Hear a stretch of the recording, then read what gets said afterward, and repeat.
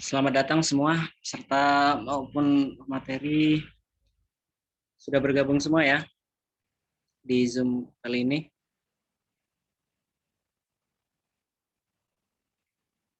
Oke.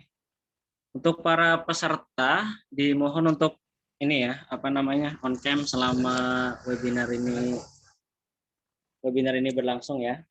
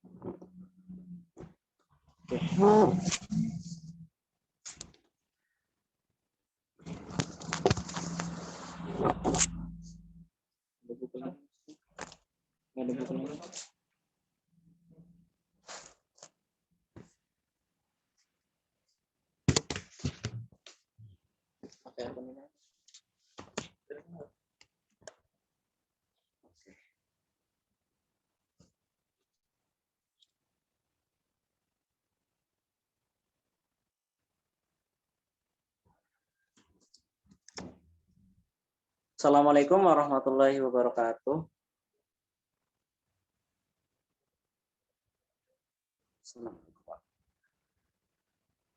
Baik, sudah siap ya untuk mengikuti webinar kali ini. Baik, kita mulai. Assalamualaikum warahmatullahi wabarakatuh. Bismillahirrahmanirrahim. Alhamdulillahirrahmanirrahim.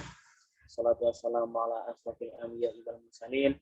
Sayyidina wa maulana Muhammadin wa ala alihi washabihi ajma'in.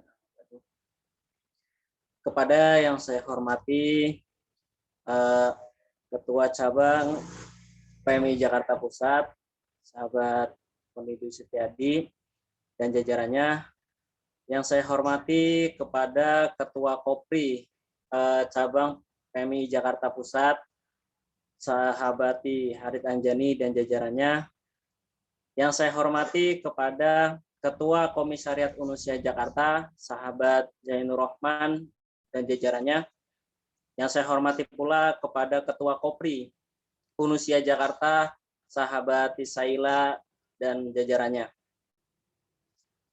Tak lupa juga kepada yang saya hormati pula kepada Ketua Rayon Pembebasan Hasan Hanafi, sahabat Ken Amar dan jajarannya, dan kepada Ketua Kopri Pembebasan Hasan Hanafi, sahabat Siti Salsabila dan jajarannya, dan kepada teman-teman panitia yang telah menginisiasi adanya acara pada kesempatan kali ini. Alhamdulillah, saya ucapkan yang telah memberikan kesempatan pada kita pada malam hari ini, sehingga kita dapat berkumpul di Zoom di webinar pada kesempatan kali ini dalam keadaan sehat walafiat. Kedua kalinya sholawat serta salam semoga tetap tercurahkan kepada baginda Nabi Muhammad SAW, yang mana beliaulah Nabi satu-satunya yang dapat membawa umat bangkitnya dari zaman kegelapan menuju zaman terang benderang, yaitu Ad-Diyun Islamiyah. Tanpa banyak kata lagi, mari kita awali pertemuan di webinar pembebasan kali ini dengan ucapan Bismillahirrahmanirrahim. Harapannya dari awal sampai akhir dari acara kali ini dapat berjalan sesuai dengan apa yang kita harapkan. Baik, di sini saya sebagai Master of Ceremony akan terlebih dahulu membacakan susunan acara pada kesempatan malam hari ini.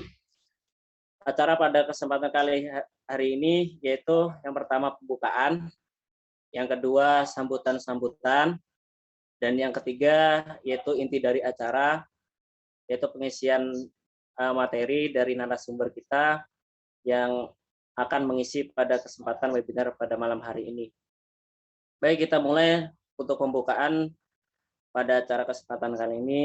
Marilah kita berdoa bersama-sama, semoga terselenggaranya acara ini dapat terselenggara sesuai dengan maksud dan tujuan, dan kemudian hasil dari acara kali ini dapat menghasilkan apa yang ingin kita ketahui, kemudian apa yang ingin kita pelajari dari rancangan RUU PKS ini dari sudut pandang hukum dan sosial dapat kita serap dari dua pembicara hebat pada kesempatan malam hari ini. Baik, marilah kita buka acara pada kesempatan kali ini dengan ucapan Al-Fatihah. Al-Fatihah.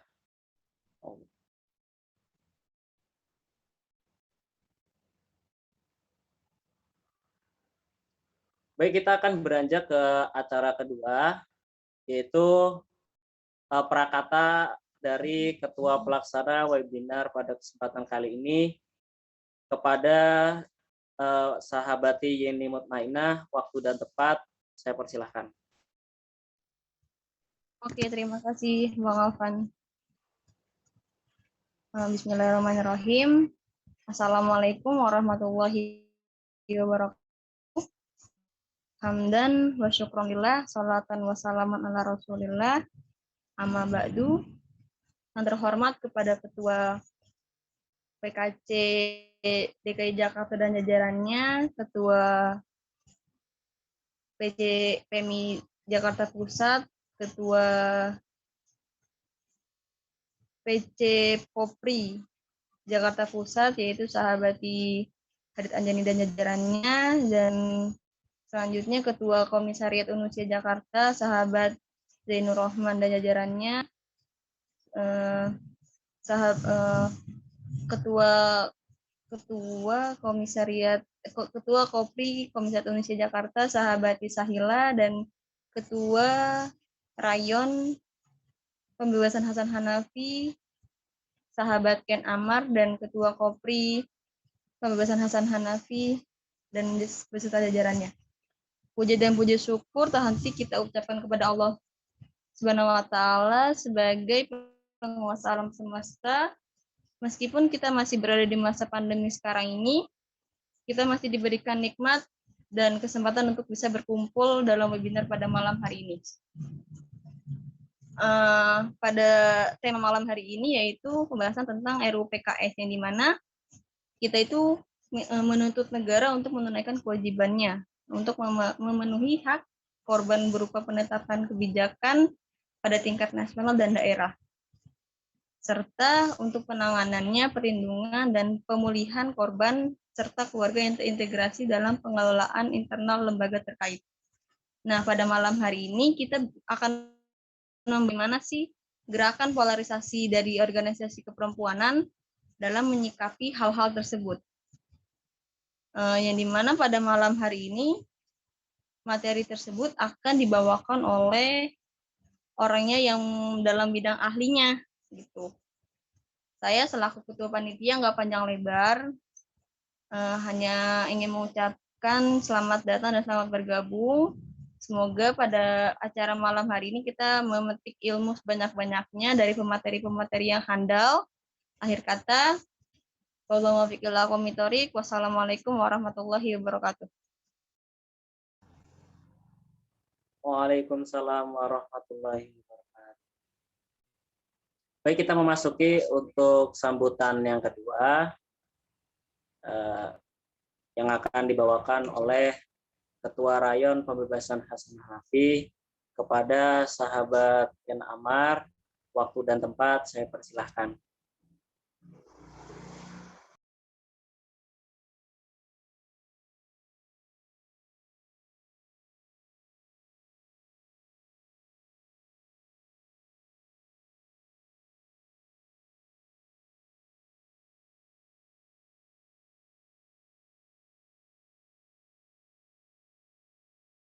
Oh ya, maaf. Terima kasih sebelumnya sahabat MC. Bismillahirrahmanirrahim. Assalamualaikum warahmatullahi wabarakatuh. Bismillahirrahmanirrahim. Alhamdulillahirrahmanirrahim. Alhamdulillahil Islam bin ulumil ulama wal ummatan bin ahdotil ulama. Robbi asir walatu asir, Robbi tami bil khair. Amma ba'du. Yang terhormat Ketua Cabang PMI Jakarta Pusat, sahabat Poni Dwi Setiadi beserta jajarannya. Yang terhormat sahabat Ketua Kopri Cabang PM Jakarta Pusat yang sekaligus pada malam hari ini menjadi pemateri, sahabati Harit Anjani beserta jajarannya. Terima kasih Karit udah bersedia meluangkan waktu untuk berbagi ilmu bersama teman-teman Kopri Rayon Pembebasan. Selanjutnya yang saya hormati sahabat Ketua Komisariat PMI Jakarta Pusat, Ketua Komisariat PMI Indonesia Jakarta, sahabat Zainur Rahman, beserta jajarannya yang tidak henti-hentinya mengawal proses kita di Rayon Pembebasan. Yang terakhir, yang terhormat dan yang saya hormati, sahabat-sahabat senior daripada Rayon Pembebasan maupun keluarga besar Indonesia atas support dan dukungannya terhadap kita semua yang sampai saat ini akhirnya kita bisa terus gitu melakukan proses untuk mengaktifkan roda organisasi daripada pergerakan kita di Rayon Pembebasan. Tak lupa juga ucapan terima kasih saya kepada panitia pelaksana sahabati Yeni Mutmainah telah menginisiasi webinar pada malam hari ini. Semoga kinerja atau progresivitas daripada Kopri Rayon Pembebasan ke depannya dimulai dari hari ini bisa lebih progres lagi, bisa lebih aktif lagi, bisa melakukan lompatan-lompatan ke depannya daripada sebelumnya. Puji syukur kehadirat Allah Subhanahu wa taala yang telah menimpakan rahmat, nikmat iman, nikmat sehat sehingga kita pada malam hari ini dapat berkumpul dalam acara webinar yang diadakan oleh Kopri Rayon Pembebasan. Meskipun pada malam hari ini konsepnya itu webinar, tapi alangkah kita harus bersyukur kita dapat bisa bertemu kembali, bertegur sapa gitu pada sahabat-sahabat Kopri yang memang dari beberapa bulan ke belakang itu ada sedikit problem. Kedua kalinya selawat serta salam selalu kita tercerahkan kepada baginda besar Nabi Agung Muhammad SAW, sang revolusioner sejati yang telah membawa kita, menyelamatkan kita dari zaman penindasan menuju zaman kesetaraan. Sebelumnya izin terima kasih juga kepada sahabati Fatona, sahabat saya seperjuangan.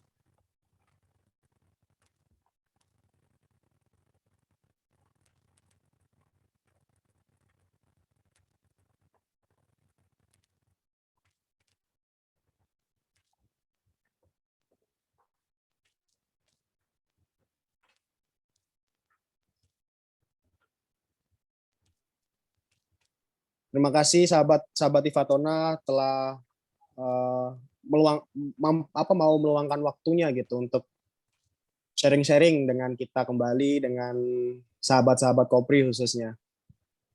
Tak banyak yang ingin saya sampaikan. Semoga acara webinar pada malam hari ini teman-teman bukan hanya mendengar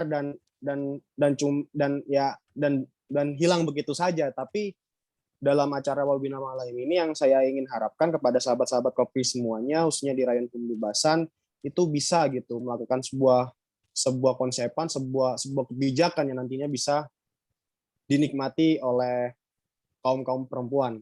Mungkin kira-kira hanya itu yang ingin saya sampaikan, kurang lebihnya mohon maaf. Assalamualaikum warahmatullahi wabarakatuh. Waalaikumsalam warahmatullahi wabarakatuh. Kepadanya disampaikan terima kasih. Baik, saya lihat di di kolom peserta. Selamat datang untuk Ketua Komisariat Universitas Jakarta, sahabat Zainur Rohman. Oke. Saya persilahkan untuk sahabat Zainur Rohman, mungkin barangkali mau sedikit menambahkan ataupun memberikan sebuah arahan kepada teman-teman yang dalam kesempatan webinar kali ini dapat bergabung. Waktu dan tempat saya persilahkan.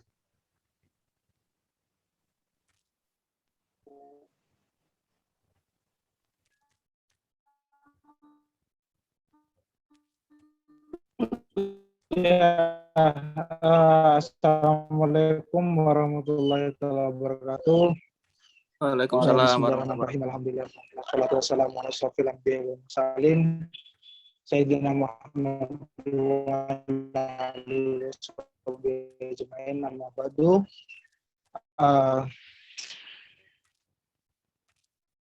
Yang terhormat kepada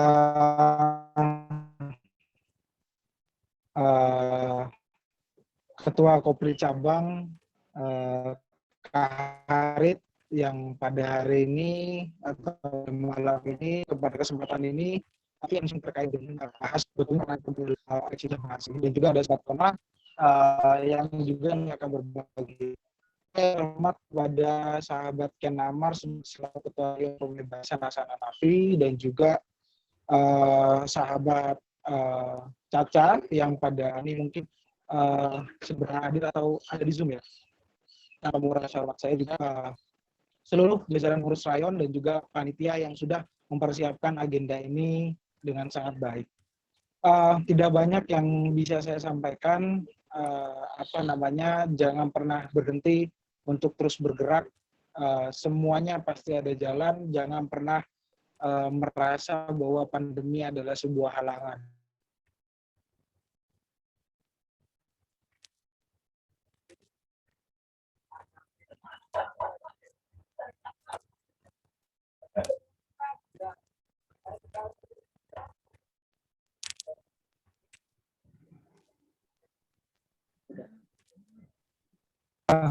Iya, maaf.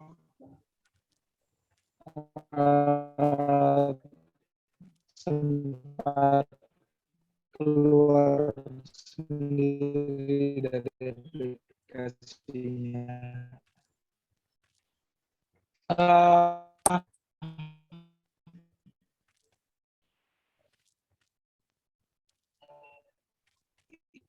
Tadi ingin bahwa merasa pandemi ini adalah momen untuk bergerak. Sebenarnya itu tidak secara secara ada kami harus secara berubah bagaimana kurang sahabat semua. Terima kasih Kak sudah membersamai kami di Komisariat dan Rayon. Saya harap Kak Harit tidak pernah bosan-bosan untuk membersamai kami. Kurang lebihnya mohon maaf, segala kekurangan datanya dari saya dan segala kelebihan semuanya murni dari kehendak Tuhan Yang Maha Esa. Wallahumma fiqil aqwamit thoriq. Wassalamualaikum warahmatullahi wabarakatuh. Waalaikumsalam warahmatullahi wabarakatuh. Terima kasih banyak kepada sahabat Zainur Rohman selaku Ketua Komisariat Indonesia Jakarta yang telah menyempatkan waktunya meskipun dalam keadaan gangguan sinyal, masih sempat menyempatkan waktunya untuk memberikan arahan dan memberikan sedikit pengantar pada kesempatan webinar kali ini. Baik, untuk acara selanjutnya, yaitu acara ketiga, kita akan beranjak ke inti acara pada malam hari ini, yaitu diskusi topik terkait polarisasi perempuan dalam menyikapi RUU PKS, yang pada hal ini akan dimoderatori oleh Sahabati Rohmatul Ummah, yang kemudian akan diisi oleh narasumber-narasumber cantik kita pada malam hari ini, yaitu Sahabati Harit Anjani selaku Ketua Cabang PMII Jakarta Pusat, dan yang kedua ada Sahabati Siti Fatona dari Ketua Himpunan Mahasiswa Sosiologi Universitas Jakarta. Terima kasih telah menyempatkan waktunya. Baik, tanpa menambah ataupun memperbanyak kata, saya akan melemparkan forum ke moderator. Waktu dan tempat saya persilahkan kepada Sahabati yang bertugas.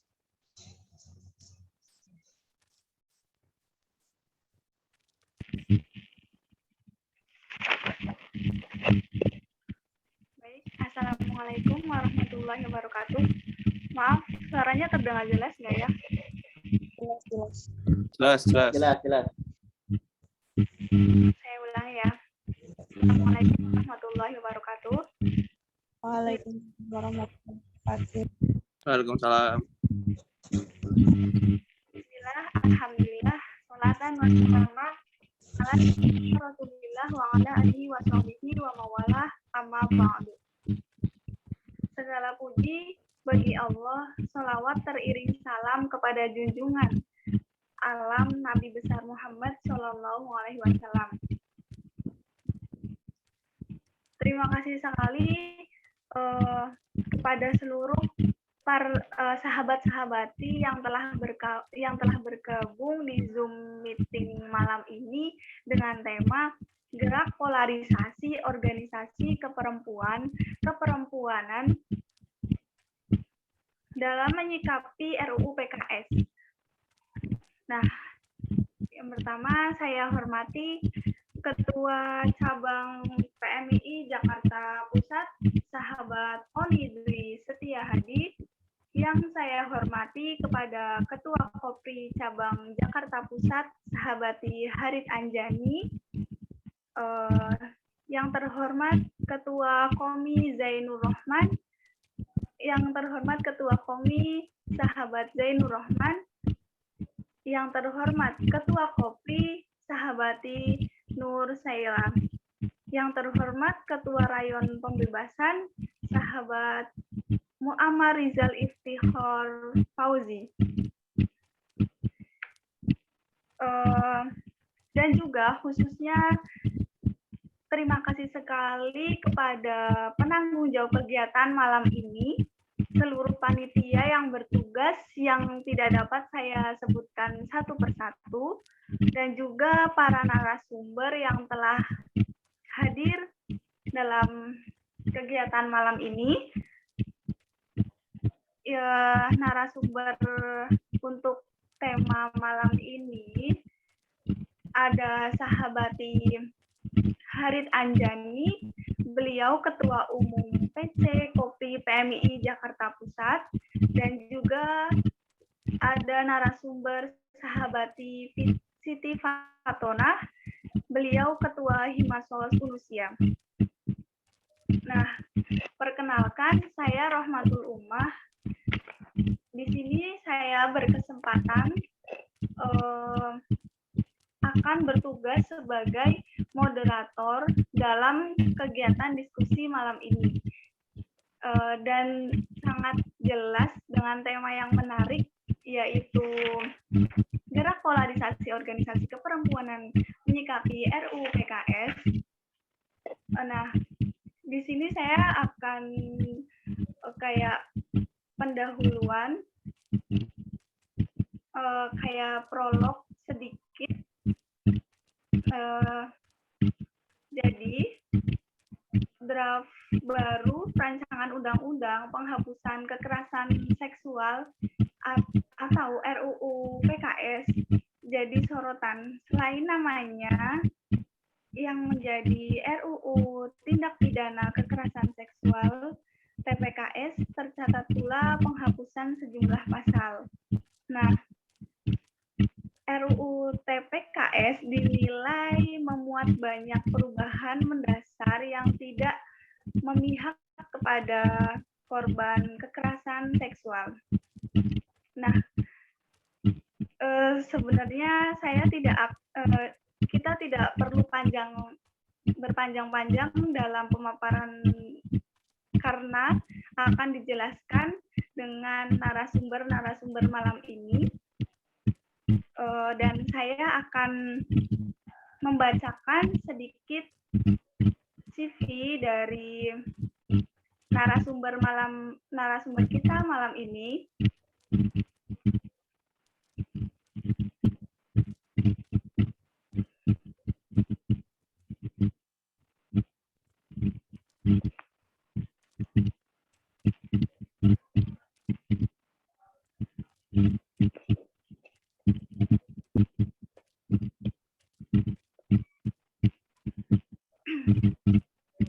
Narasumber yang pertama,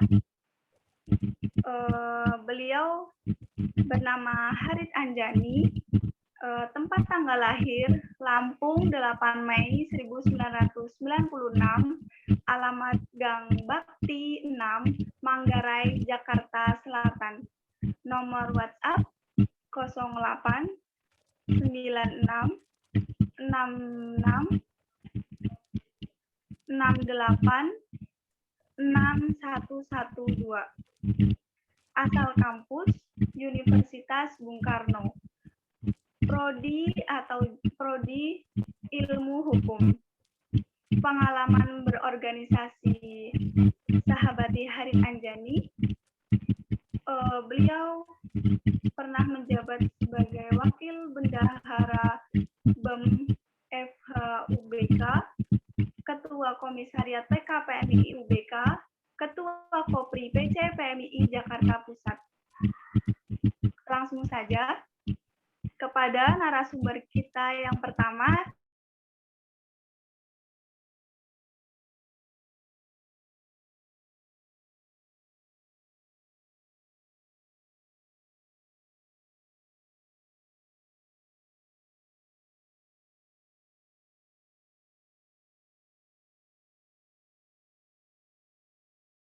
Penyampaiannya, insya Allah saya tidak akan pernah lelah dengan sahabat-sahabat semua, tidak pernah lelah ketika silaturahim dengan sahabat-sahabat semua. Justru ketika bertemu dengan sahabat-sahabat semua, insya Allah ini menjadi spirit saya.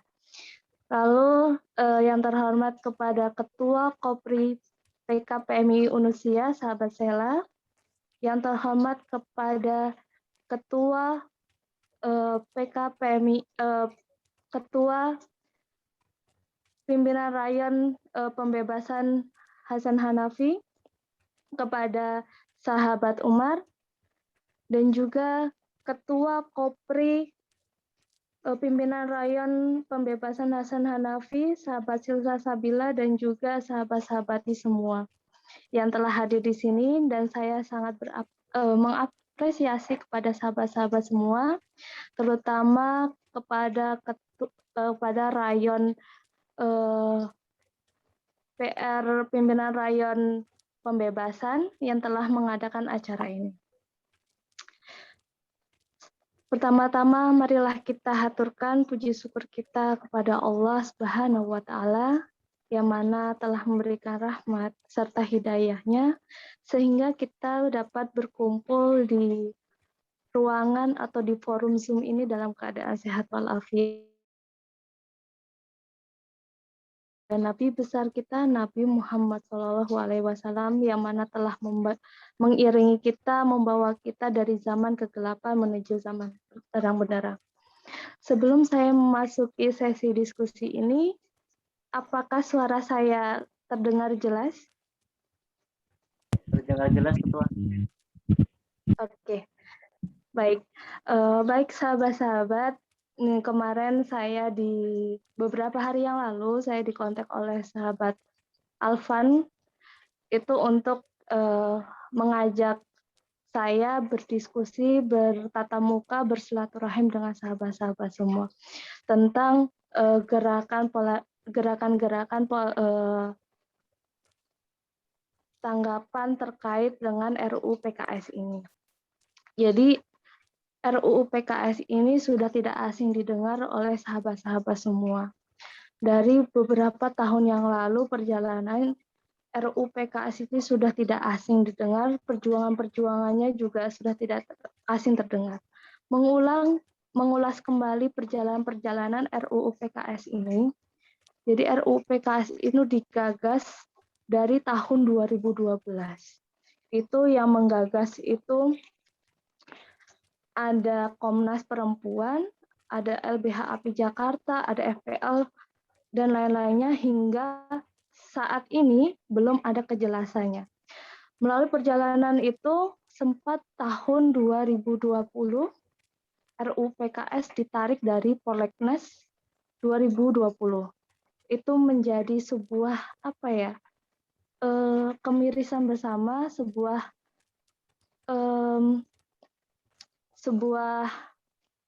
ya kita sedihlah mendengar itu. Lalu ada kabar baik di tahun 2021 RUU PKS dimasukkan kembali ke Prolegnas 2021. Namun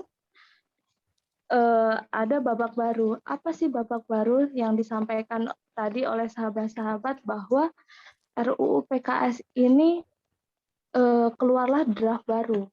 Draft baru itu apa yang dikeluarkan oleh Balik DPR yang isinya RUU TPKS. Yang judulnya yaitu RTPKS apa? Rancangan Undang-Undang Tindak Pidana Kekerasan Seksual.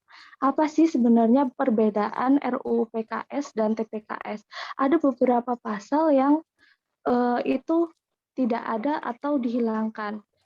Perbedaannya itu ada 85 pasal serta 5 jenis kekerasan seksual, termasuk hilangnya pasal-pasal yang termasuk dengan hak-hak yang ada di korban.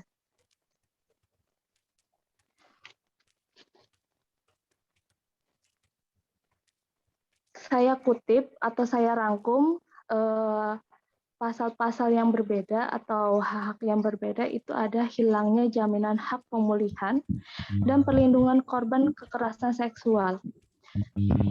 Padahal ini penting. Kenapa? Hak pemulihan dan perlindungan itu bagi korban itu sangat-sangat penting karena ketika mereka sudah melakukan kekerasan atau menjadi korban itu akan menjadi traumatik yang berkepanjangan. Makanya harus adanya jaminan hak pemulihan dan perlindungan yang benar-benar.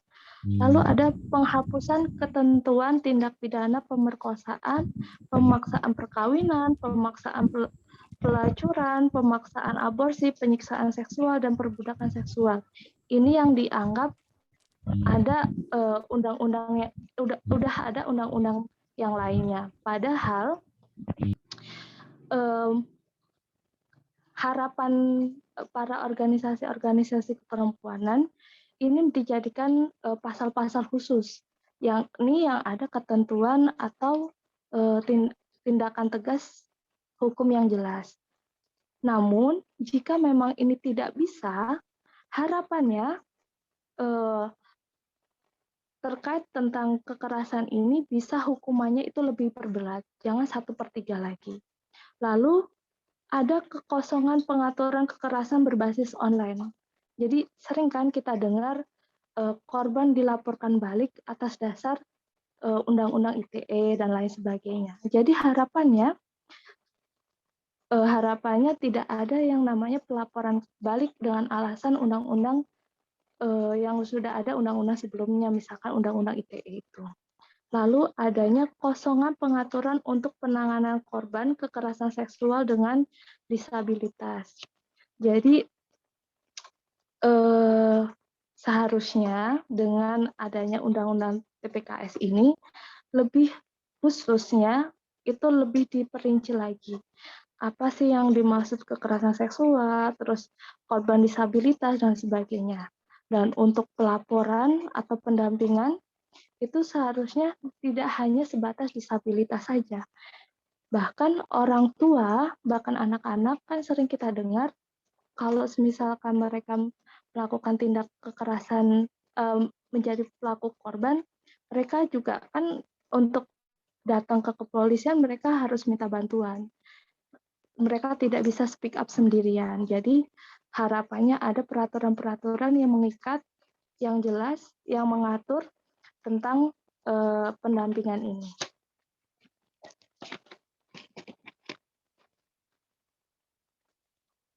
Lalu sebenarnya apa sih tuntutan dari organisasi-organisasi keperempuanan terkait regulasi-regulasi RUU PKS ini atau TPKS ini yang sekarang berubah ini?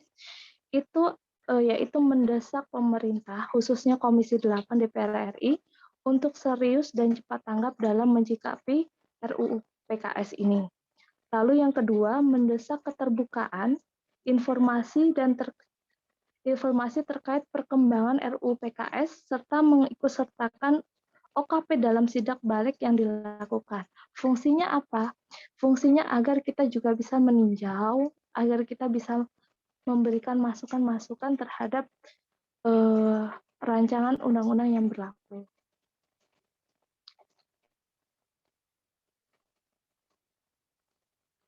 Lalu ada juga yang ketiga, mendesak untuk mengkaji lebih dalam terkait RUU PKS agar nantinya di masyarakat tidak menimbulkan hoak-hoak baru. Yang pelajaran dari tahun-tahun sebelumnya, kenapa RUU PKS ini tidak kunjung selesai? Ini kan sebenarnya ada hoax yang beredar di masyarakat. Jadi ada cara pandang yang salah terhadap masyarakat sehingga banyaknya pro dan kontra. Lalu yang keempat, menegaskan substansi dalam RUU TPKS harus berpihak kepada penyita dan mengedepankan pelindungan serta pemulihan.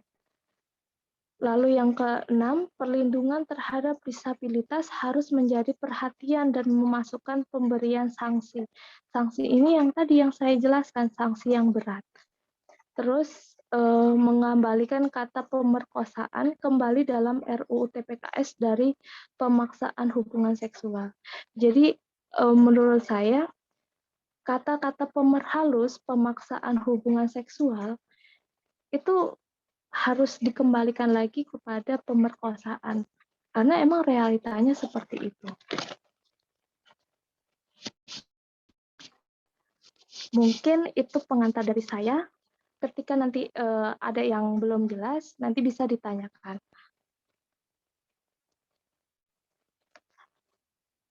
Mungkin itu saja. Kepada sahabat Rahmatul Ummah, saya kembalikan. Baik, terima kasih sekali kepada sahabati Harit Anjani yang telah memaparkan menjelaskan ilmunya yang sangat menginspiratif sekali. Intinya tadi di situ sahabati Harit Anjani memaparkan bagaimana tuntutan-tuntutan RUU PKS, terus banyak sekali tadi Kak Harit dalam menjelaskan. Selanjutnya yaitu akan dilanjutkan oleh pemateri yang kedua, yaitu sahabati Siti Fatona, beliau Ketua Himasos Unusia. Kepada sahabati Siti Fatona, kami persilahkan.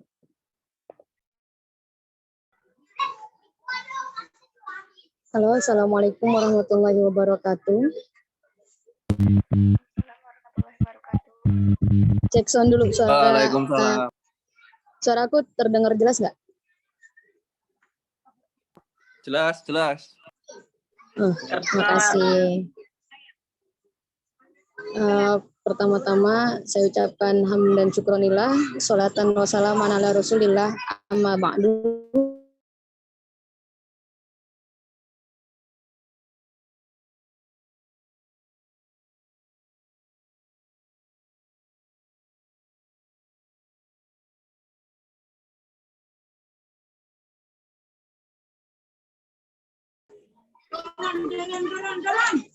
Ulang, sinyalnya kurang. Iya, maaf banget ini sinyalnya emang di daerah sini. Yang terhormat kepada Ketua Cabang Jakarta Pusat, Kaponi Distiadi, yang terhormat kepada Ketua Kopi Cabang Jakarta Pusat, Kak Harit Anjani yang telah memaparkan materinya yang begitu luar biasa. Yang terhormat kepada Ketua Komisariat Tum Zainur Rahman, Ketua Kopri Komisariat Kasiela Syahri, dan yang tak lupa Ketua Rayon Pembebasan Tum Amar beserta jajarannya, Ketua Kopri Caca, dan para peserta yang tidak saya sebutkan satu persatu, namun insya Allah tidak mengurangi rasa hormat dan cinta saya. Mohon izin para ketua sedikit so tahu di sini, karena beberapa hari yang lalu udah di chat katanya suruh ngisi gitu. Nah, kebetulan Tor baru dikasih tadi pagi ya, jadinya aku mempersiapkan materinya. Mohon maaf kalau misalkan kurang mumpuni gitu. Nah, mohon dibantu untuk share screen sahabat Yeni.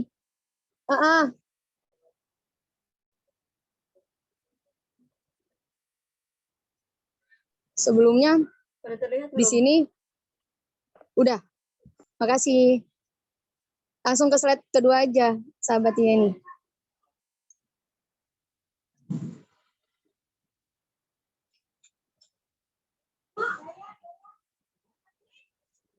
Nah, di sini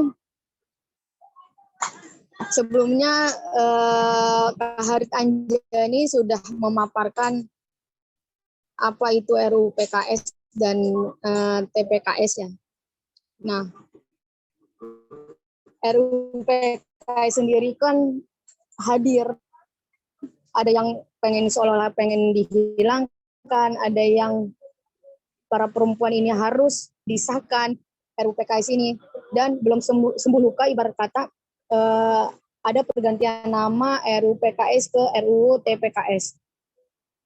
Nah, di sini mungkin pakar hukum yang akan menjabarkan lebih dalam, atau prodi hukum, mahasiswa prodi hukum yang akan menjabarkan lebih detail kenapa adanya RUU PKS dan kenapa tidak segera disahkan, apa unsur dan itunya nanti kita tanyakan kepada prodi hukum.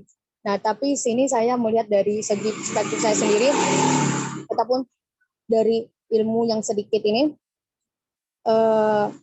menurut saya ketika RUU PKS diganti dengan RUU TPKS adalah merupakan suatu hal, apa tuh? Bentar.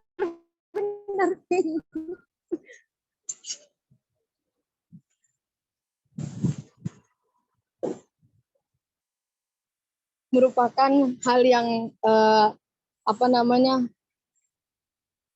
lebih membaik, karena sebelumnya adalah RUU PKS itu terbuat karena belum adanya pidana yang kuat, undang-undang pidana yang kuat, penghapusan, pergantian dan sebagainya. Sedangkan RUU TPKS adalah sudah jelas rancangan undang-undang tindak pidana kekerasan seksual. Nah, di sini akan tetapi memunculkan suatu problem lagi.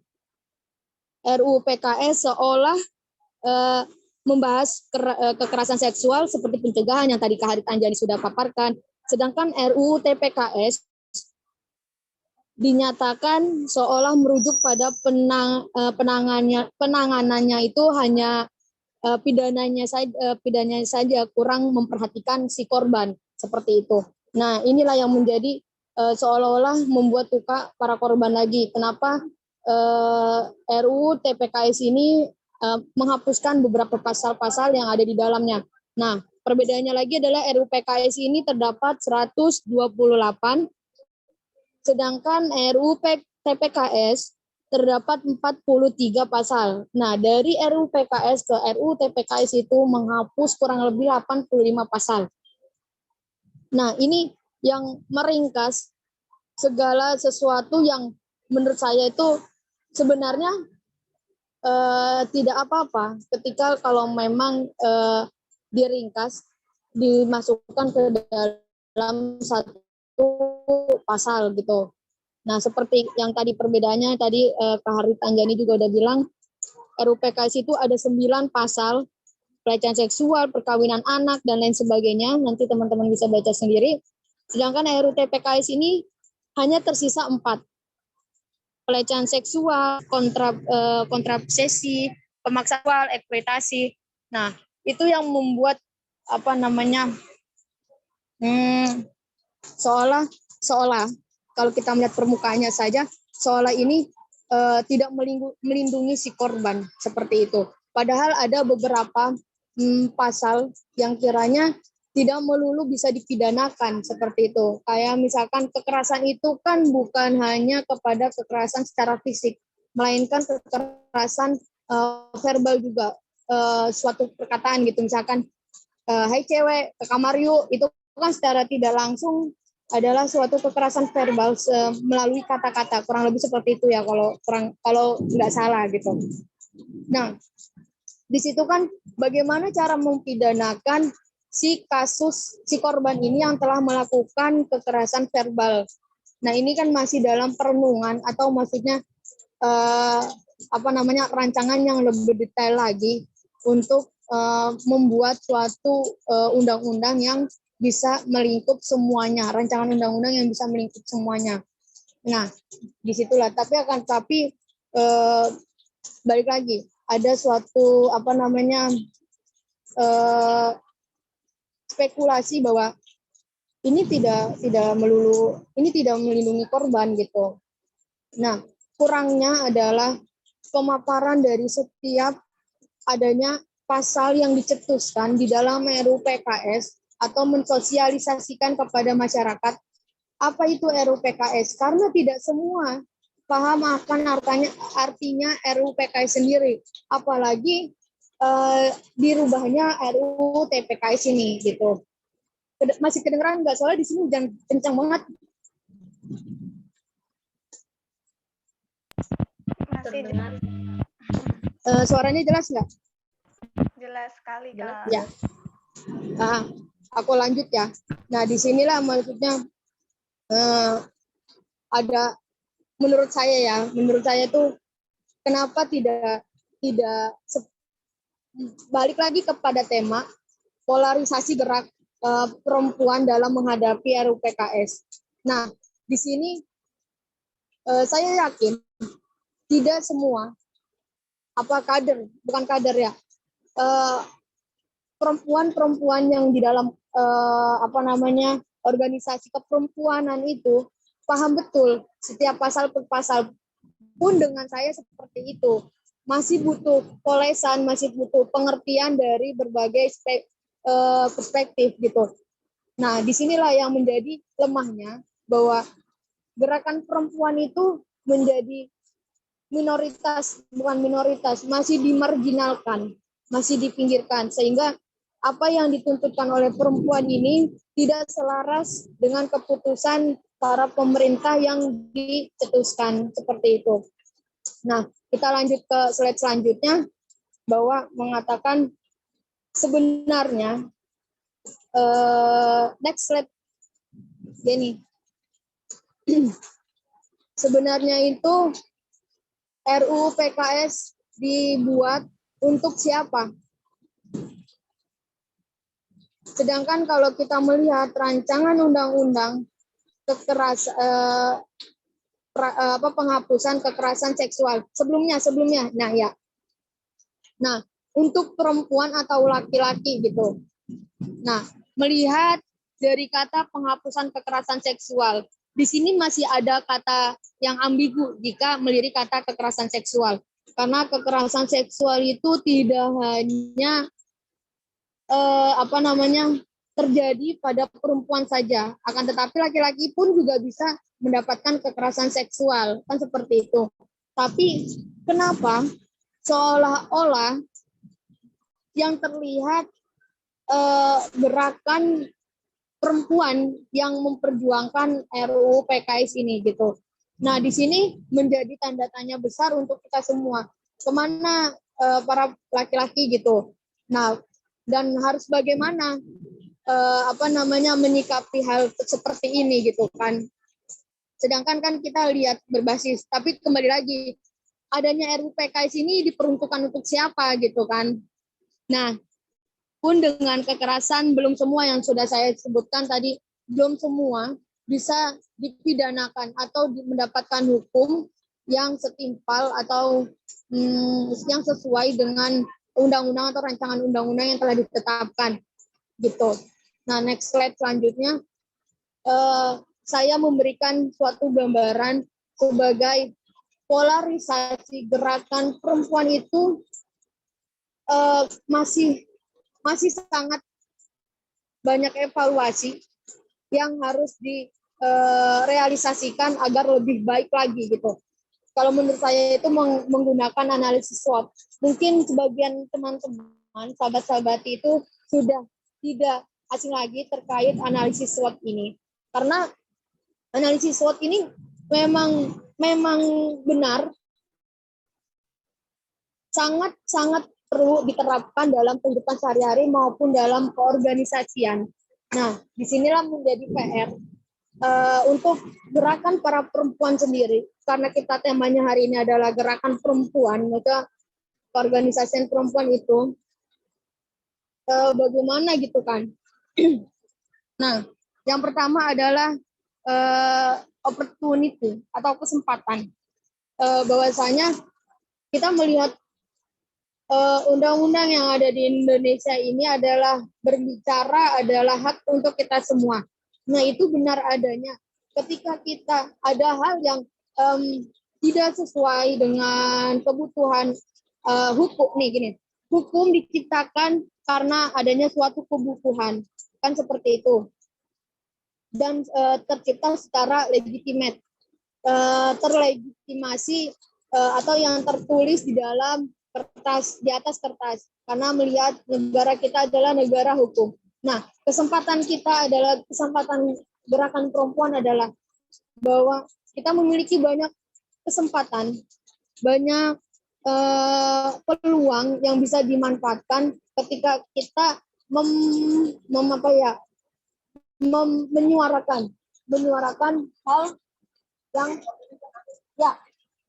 yang tidak sesuai. Sebentar ya. Jualan dulu, jualan.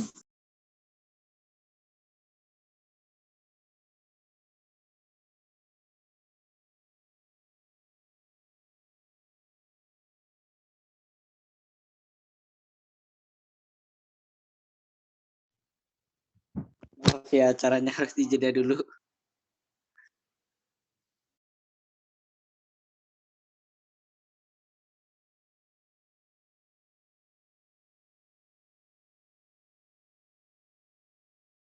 Pas nggak sih?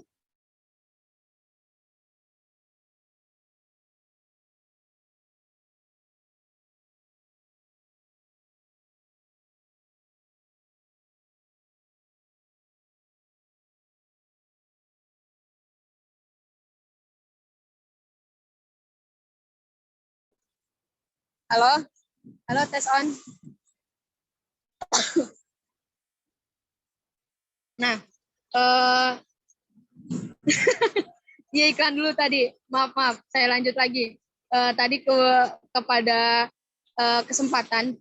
Yang kedua adalah kekuatan.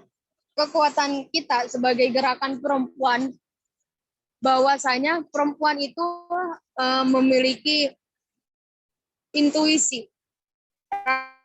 rasa empati tinggi, rasa kepedulian yang sebagai perempuan untuk menggerakkan suatu gerakan sosial ataupun gerakan keperempuanan untuk mendirikan hak-hak perempuan yang sesuai dengan undang-undang yang telah ditetapkan ataupun undang-undang yang masih dirancang gitu.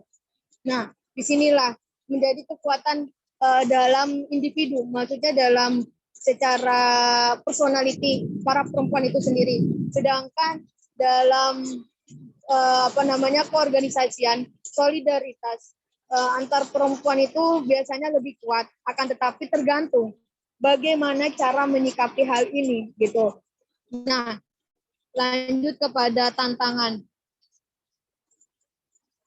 Nah, tantangan di sini adalah tantangan kita tidak hanya menuntut kesetaraan tanpa adanya atau kurang pengertian dari kesadaran gender sendiri. Banyak orang, saya selalu menyebutkan, banyak perempuan yang menuntut kesetaraan gender, akan tetapi masih minim pengertian dari kesadaran gender. Mana hak-hak yang bisa disetarakan dan mana hak-hak yang tidak bisa disetarakan gitu. Jadinya masih dalam ini adalah tantangan kita mensosialisasikan kembali apa itu kesetaraan gender, apa dan bagaimana menimbulkan rasa kesadaran gender kepada masyarakat luas agar kembali lagi kepada RUU PKS ini bisa setidaknya meminimalisir hukuman kepada pelaku seperti itu. Nah, di sini tipe nih. Weakness ini adalah kekurangan. Kita harus bisa melihat kekurangan kita. Bukan melulu kita bisa mengoreksi tanpa introspeksi diri. Di sini adalah suatu hal yang sangat penting juga menurut saya. Ketika kita sudah tahu kekurangan kita, gerakan keperempuanan kita sudah tahu di mana kekurangannya, kita bisa menutupi kekurangan itu dengan cara memberikan kesempatan ataupun memanfaatkan kesempatan yang telah diberikan oleh masyarakat ataupun oleh teman-teman seperjuangan kita seperti itu. Nah, maksudnya ya kembali lagi kepada kekurangan. Pasti setiap organisasi memiliki kekurangan pun dengan kenapa RUU PKS hingga saat ini nggak bisa diketuskan atau diresmikan, itu menjadi suatu hal yang bisa dianalisa ataupun bisa melihat kekurangan apa yang harus diperbaiki sehingga gerakan perempuan ini suaranya bisa didengar seperti itu. Next slide selanjutnya sebagai kata penutup dari saya ataupun kata pemanis. Untuk selebihnya kita bisa lanjut discuss melalui chat ya. Nah, di sini ada giveaway. Saya tuh tertarik banget pengen tahu giveaway-nya tuh gampang banget. Jika berminat ya, nanti saya repost di IG saya, Instagram saya. Nanti dapat hadiah. Kenapa RUU PKS harus diresmikan? Apa alasan kalian? Ini bebas untuk laki-laki maupun perempuan. Yang kedua, berikan kata-kata manis untuk korban kekerasan seksual semanis mungkin. Yang pertama, baca ya. Kenapa RUU PKS harus diresmikan? Apa alasan kalian? Gunanya apa? Saya pengen tahu sejauh mana kepedulian atau kepekaan kalian terhadap menyikapi RUU PKS ini dan kenapa harus diresmikan gitu, ataupun kenapa nggak usah diresmikan gitu. Itu bisa menuliskan perspektif kalian masing-masing. Yang kedua, gunanya berikan kata-kata manis untuk korban kekerasan seksual semanis mungkin adalah kita. Dalam banget geluduknya. Kencang banget ya geluduknya ya. Maaf. Nih, yang kedua, kenapa saya memberikan kata-kata manis untuk si korban kekerasan? Karena ketika si korban itu mendapatkan kekerasan, terus siapa tahu scroll Instagram kalian bisa terobati atau memberikan kekuatan energi positif untuk si korban. Itu gunanya. Jadi silakan yang mau ikut giveaway ini, karena nanti terserah hadiahnya bisa kalian pilih mau ditransfer ataupun diisiin pulsa sama saya. Syaratnya tapi harus follow IG akun aku Fatona25 dan Lantunan Tinta. Jangan lupa subscribe channel Lantunan Tinta. Sekian dari saya, undur diri dan terima kasih untuk kesempatannya. Saya ucapkan wassalamualaikum warahmatullahi wabarakatuh. Waalaikumsalam warahmatullahi wabarakatuh. Luar biasa sekali pemaparan dari narasumber sahabati Siti Fatonah.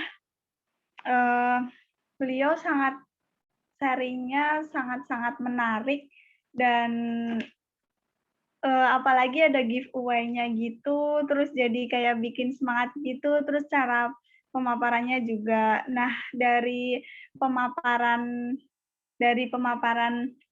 sahabati Siti Fatonah yang saya tangkap tadi, yaitu ada perbedaan RUU PKS dan RUU TPKS, terutama yaitu pada penghapusan pasal-pasal yang banyak sekali dihapus dari RUU PKS ke RUU TPKS, terus RUU PKS tuh diperuntukkan untuk siapa gitu kan? Iya benar sekali yang tadi Kak Siti Fatonah bicarakan, sebenarnya melirik kata kekerasan seksual itu iya benar ya, nggak ada maksudnya bukan perempuan doang yang merasakan, tetapi laki-laki kan juga korban ya, bisa terus ada lagi terus polarisasi organisasi perempuan, gerakan perempuan bisa dalam geraknya perempuan bisa menggunakan analisis SWOT. Nah, terus tadi juga Kak Siti Fatonah bilang begini, banyak sekali perempuan yang tidak mengerti apa itu kesamaan gender gitu ya Kak. Ya benar sekali, saya juga belum, maksudnya menempatkan ini loh kesamaan gendernya, maksudnya gimana ya tadi yang pas Kak Siti Fatonah itu bicarakan, intinya tuh sangat-sangat menarik. Selanjutnya yaitu sesi diskusi ya, atau tanya jawab. Mungkin ada sahabat-sahabati yang dalam sesi pertanyaan ini saya buka 2 pertanyaan. Dan mungkin para sahabat-sahabati yang akan menanggapi dari pemaparan narasumber kita, yaitu sahabati Harit Anjani dan Siti Fatonah, dipersilahkan.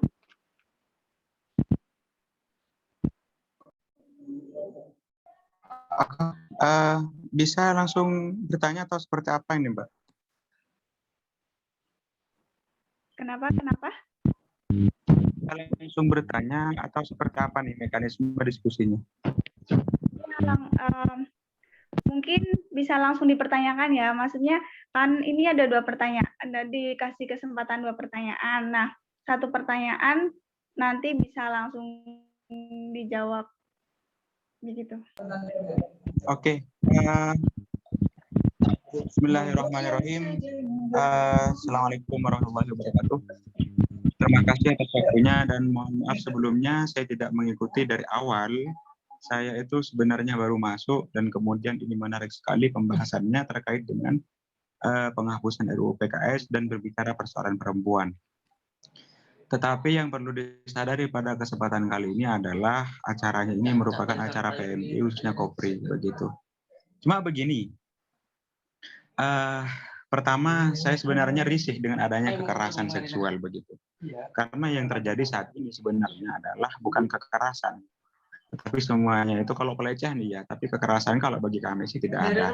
Karena pada akhirnya itu tidak ada yang namanya kekerasan, semuanya menikmati. Itu mungkin. Kemudian yang kedua, persoalan penghapusan RUU PKS dengan beberapa analis SWOT tadi yang disampaikan itu memang benar. Cuma begini sahabat-sahabat sekalian, khususnya bagian para perempuan yang berjuang untuk memperjuangkan pengesahan RUU PKS itu sendiri. Jadi begini, di dalam melakukan advokasi sampai hari ini, bahkan dalam konteks PMI, dari tatanan PB sampai ke bawah, khususnya para Kopri ini, masih saja bersikukuh untuk meresmikan yang namanya RUU PKS. Tetapi yang menjadi pertanyaan besar, mengapa RUU PKS sampai detik ini masih belum bisa diresmikan? Apakah memang pemikiran para perempuan ini sudah tumpul? Atau memang perempuan saat ini memang masih bisa dijadikan kaki para oligarki, hingga kemudian ketika ada suatu gerakan, suatu advokasi tentang adanya pembelaan terhadap anak, pembelaan terhadap perempuan, ini mempunyai komitmen untuk melakukan tindakan-tindakan apalagi pengesahan RUU PKS. Karena ini akan mempengaruhi pola pikir dari para kader putri untuk bagaimana melanjutkan advokasi yang lain begitu. Karena yang ada dalam mindset para kader putri, sahabat-sahabat sekalian, ini dalam mindsetnya adalah seksual terus begitu. Yang dibahas adalah seksual begitu. Makanya saya katakan bahwa saya tidak sepakat adanya KOPRI. Saya sendiri begitu. Saya tidak sepakat adanya KOPRI. Karena apa? Dalam pembahasannya bahkan di tatanan PB pun, tatanan PB sekalipun sampai ke bawah, semuanya tentang seksual terus begitu. Seksual terus. Tanpa menyelipkan dan membentuk kesadaran seorang perempuan untuk melakukan perubahan tatanan sosial, politik, ekonomi, budaya. Begitu. Apalagi itu mungkin ya sedikit dulu yang perlu kami tahu tanggapannya seperti apa, karena memang saya melihat seorang perempuan meski sudah memiliki analisis SWOT yang jelas, tetapi mohon maaf pemateri tidak memberikan kerangka yang jelas untuk bagaimana perempuan ini sadar dan mentalnya bangkit serta termotivasi untuk melakukan suatu perubahan, khususnya dalam hal meresmikan RUU PKS. Dan bahkan tadi mengajak giveaway dan lain sebagainya.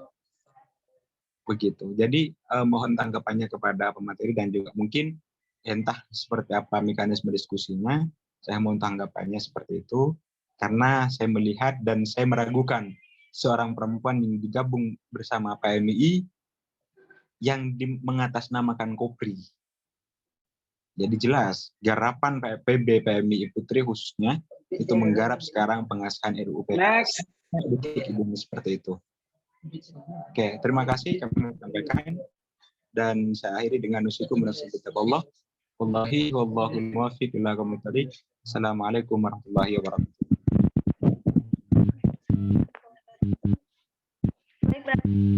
Dari kesimpulan saya, pertanyaan sahabat, intinya tuh mengapa RUU PKS sampai saat ini belum diresmikan, begitu kali ya? Ya, seperti itu. Salah satunya begitu, tapi yang terpenting adalah RUU PKS sampai hari ini masih belum diresmikan. Apakah memang ada beberapa kendala yang kemudian tidak bisa diresmikan, dan saya curiga adanya mentalitas dan kepentingan di situ yang kemudian tidak bisa dilakukan oleh kader-kader putri seperti itu. Baik.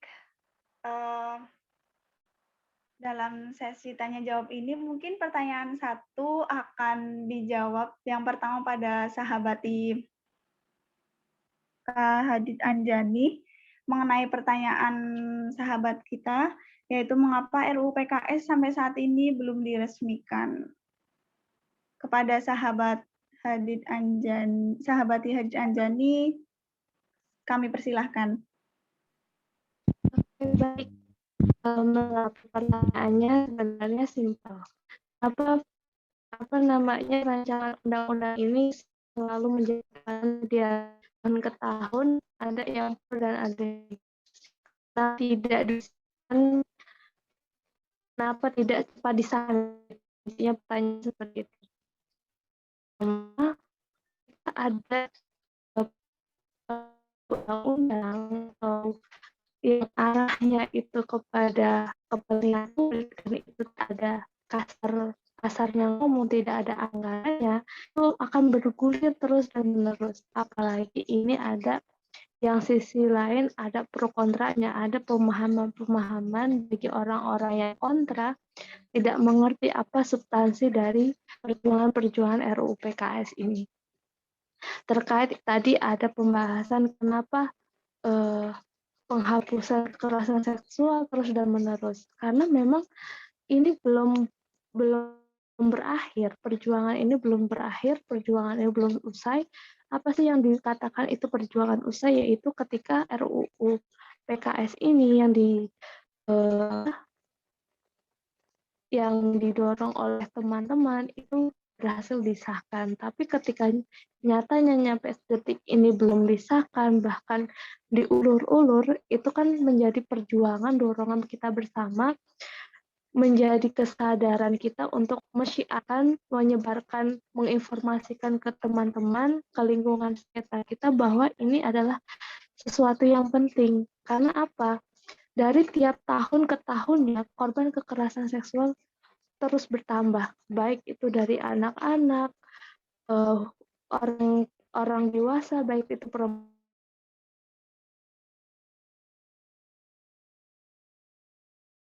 dan lain sebagainya. Ini menjadi catatan penting bahwa kita itu darurat dalam kekerasan seksual. Lebih lagi ada budaya-budaya yang misalkan perjodohan, anak di bawah umur sudah dinikahkan, walaupun itu terkadang anak-anak itu masih tidak mau menikmati perkawinan, dia masih ingin menikmati masa-masa mudanya, masa bermainnya, masa pendidikannya. Ketika orang tua memaksakan kehendak mereka untuk memasakkan pernikahan, itu mereka merampas hak anak, hak pendidikan, dan sebagainya. Jadi RUU PKS itu tidak mencakup hanya kekerasan seksual saja, tapi banyak poin-poin yang mencakup kepentingan-kepentingan banyak orang.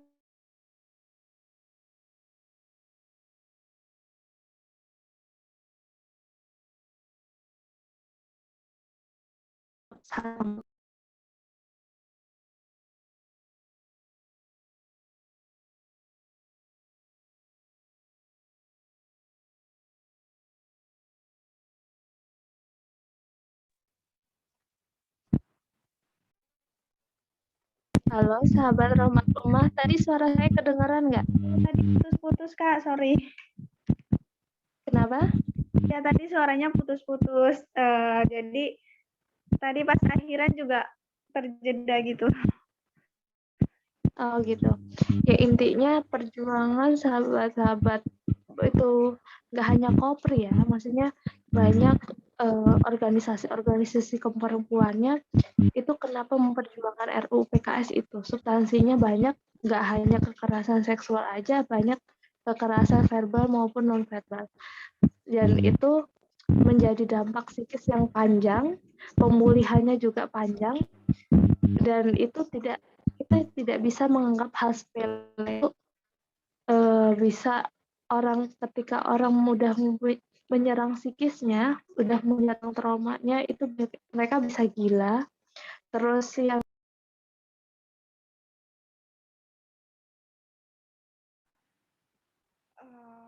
Oke, baik. Ini terjeda lagi ya pastinya saya. Mungkin tadi pemaparan dari tanggapan pertanyaan dari sahabat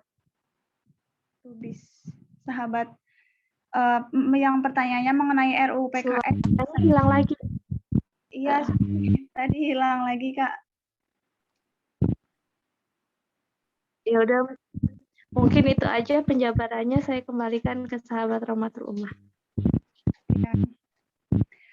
Jadi bagaimana sahabat yang tadi bertanya mengapa RUU PKS sampai saat ini belum diresmikan, yaitu menurut pemaparan dari menurut tanggapan dari Kak Hadid Anjani, yaitu yang menurut saya tangkap yaitu karena perjuangan ini belum berakhir, dan dari tahun ke tahun itu malah kekerasan seksual itu bertambah gitu dari anak-anak, terus juga tuntutan budaya-budaya.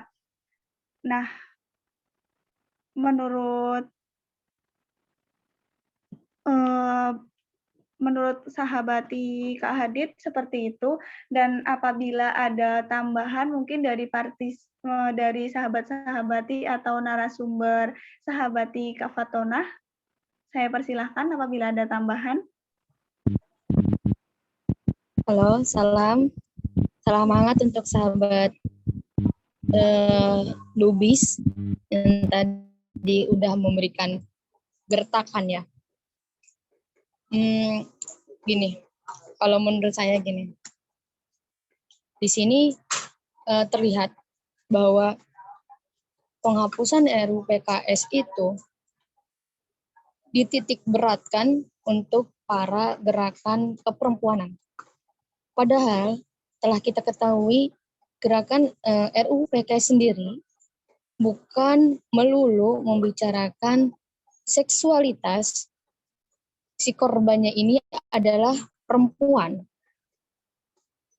Nah, kan tadi saya sudah jelaskan bahwa yang menjadi kekerasan bisa jadi bukan hanya perempuan, melainkan laki-laki juga menjadi korban si kekerasan seksual tersendiri.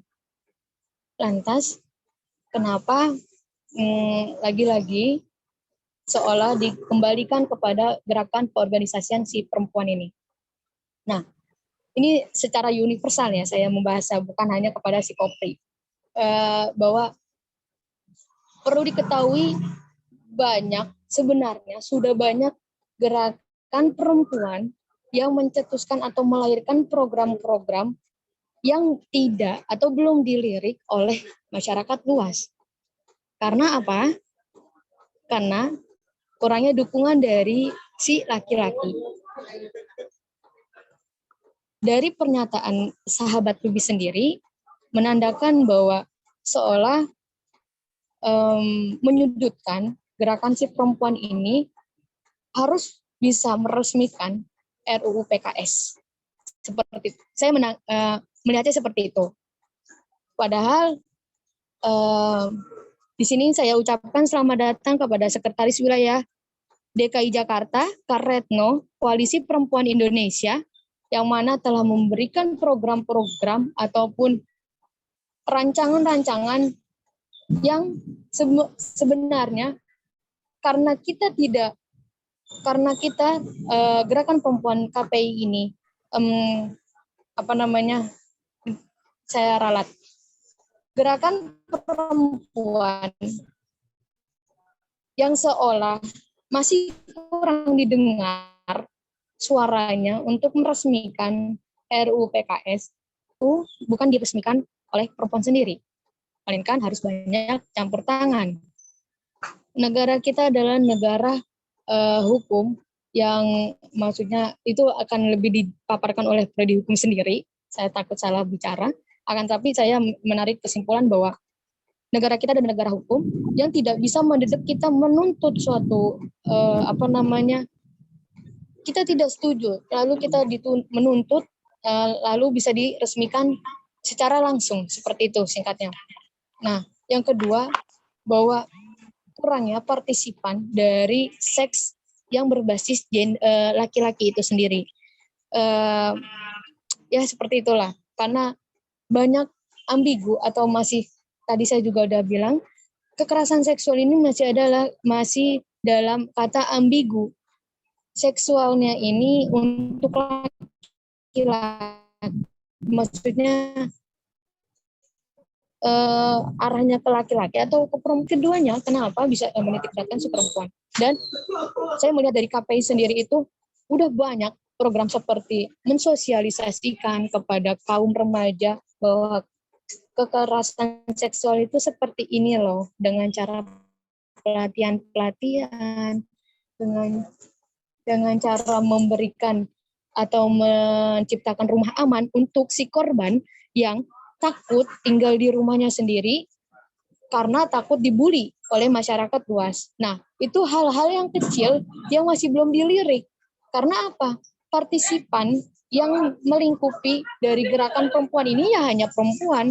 Kenapa kita tidak beriringan seperti itu? Karena persatuan adalah Indonesia, kan seperti itu. Maksudnya kita adalah bersatu. Kenapa tidak bersatu seperti itu, sahabat Lubis. Kiranya semoga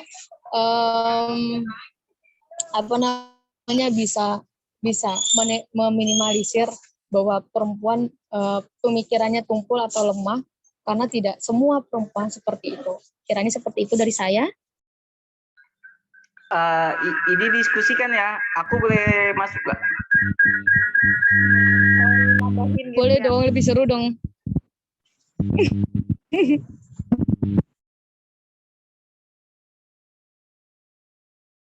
Jadi aku mengingatkan kalau RUU PKS ini yang memperjuangkannya bukan hanya perempuan, tapi laki-laki. Contohnya aku udah sedikit membahas RUU PKS bahkan dari sebelum pandemi. Banyak yang namanya pro dan kontra di yang namanya RUU PKS ini ya. Kalau penanya yang tadi yang pertama menyinggung sedikit menyinggung tentang perasaan ya, karena tadi beliau mengatakan apakah pemikiran perempuan sudah tumpul, no and fuck no. Aku katakan itu no. Tapi coba pernah nggak sih kalian dilecehkan sebagai seorang laki-laki? Contohnya gini, aku post foto lalu ada yang komen, rahim aku anget liatnya.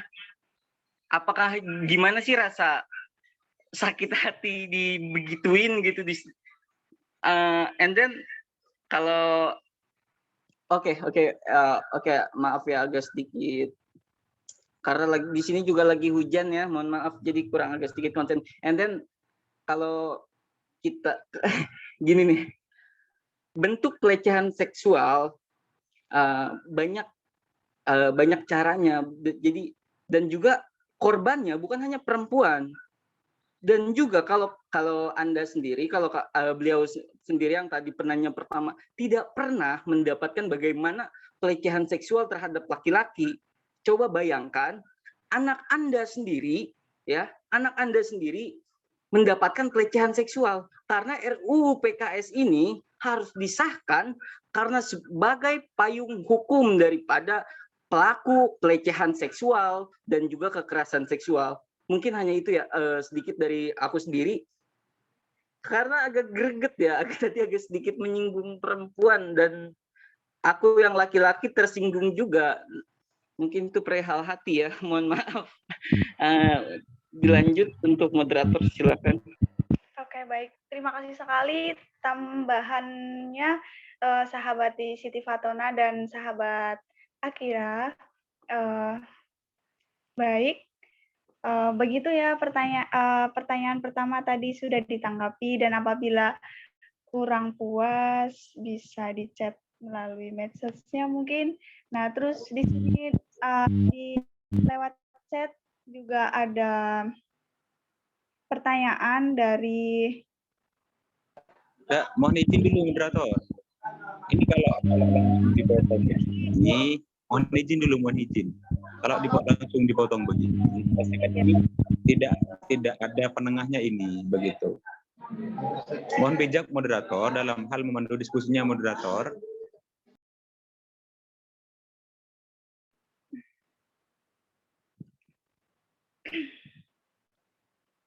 baik ya, bagaimana?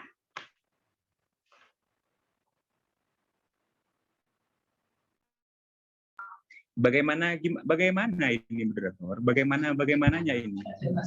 Ya, maksudnya tadi kan pertanyaan sudah dijawab ya. Pertanyaan sudah dijawab dan malah yang menanggapi 3 ya. Dan tadi kan sudah dijawab. Jadi gimana jawabannya belum masuk apa gimana? Maksudnya belum kejawab atau bagaimana? Kalau mungkin pertanyaannya belum terjawab, bisa baca-baca mungkin. Terus tadi kan sudah ditanggapi kan oleh 3 ya. Ini gimana? Jadi penjawab itu bukanlah final dari apa yang ditanyakan moderator. Jadi kalau memang saran kami adalah mohon dipandu diskusinya seperti apa agar kami juga sebagai penanya juga biar tidak kebingungan moderator.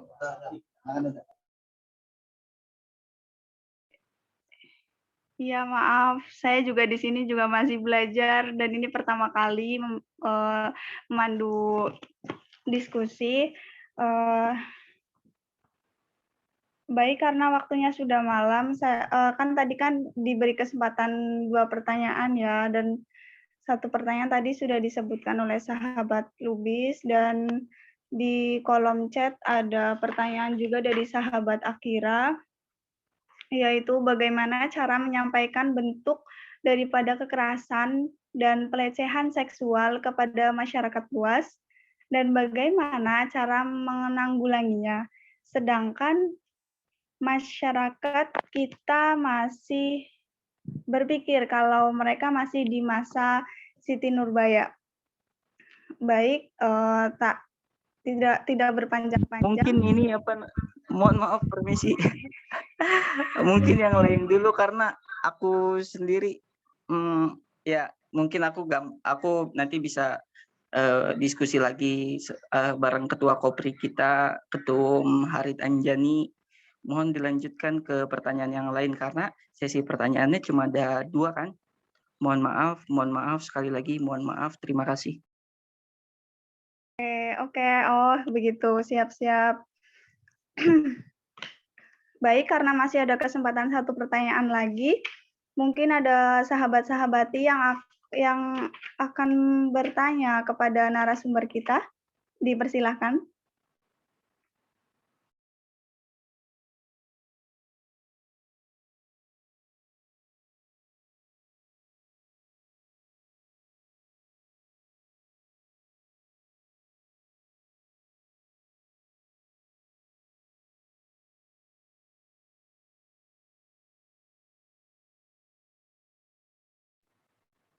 Baik, apakah sahabat-sahabati tidak ada yang ingin dipertanyakan lagi atau bagaimana? Halo, saya pengen nanya dong. Gimana moderator? Ya, mungkin sahabat Nasr akan bertanya mengenai pemaparan materi tadi atau. Baik, terima kasih moderator telah memberikan kesempatan kepada saya untuk memberikan pertanyaan terhadap materi-materi yang sudah disampaikan oleh moderator oleh narasumber pada malam hari ini. Yang pertama saya itu mengucapkan terima kasih juga kepada narasumber dengan menyampaikan materinya yang begitu lugas dan jelas terhadap kegelisahan RUU PKS pada sampai hari ini gitu kan. Yang jadi permasalahan atau yang saya ingin tanyakan terkait RUU PKS ini kan belum disahkan. Jadi kita itu atau masyarakat Indonesia ini belum bisa menerapkan hukum-hukum yang tertuang di dalam RUU PKS. Itu kan karena belum disahkan. Itu masih rancangan undang-undang itu kan, belum undang-undang. Nah, yang lagi mirisnya juga tadi kan sempat disinggung oleh pemateri pertama Ketua Kopri Cabang Jakarta Pusat, Mbak Harit, bahwa RUU PKS ini sudah dihilangkan dari prolegnas gitu. Itu kan menjadi kemirisan. Selain dari perlu dibahas lagi terkait pasal-pasal yang ada di RUU PKS gitu. Nah, yang jadi permasalahannya mungkin dari kedua narasumber bisa menjelaskan apa saja istilahnya penanggulangan dari RUU PKS ini. Semisal nih contoh, ada kekerasan seksual terhadap perempuan maupun laki-laki gitu kan.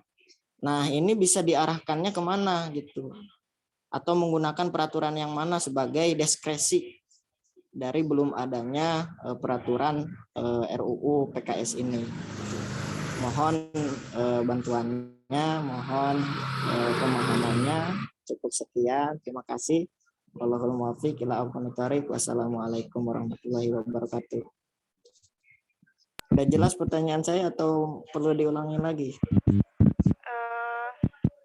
Berarti pertanyaannya intinya apa saja penanggulangan ketika ada kekerasan seksual itu bisa diarahkan. Kurang maaf, ini suaranya kurang jelas ini, gimana nih Genco? Bentar.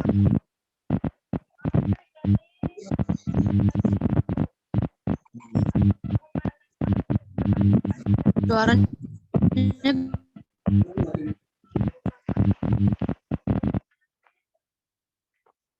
cek sudah jelas belum sahabat Nasrullah? Sudah jelas ya? Gimana pertanyaannya, sudah jelas? Ya, terima kasih. Mungkin singkatnya itu saya jelaskan lagi nih dikit. Apa gitu peraturan istilahnya yang menjadi diskresi lah dari peraturan RUU PKS ini.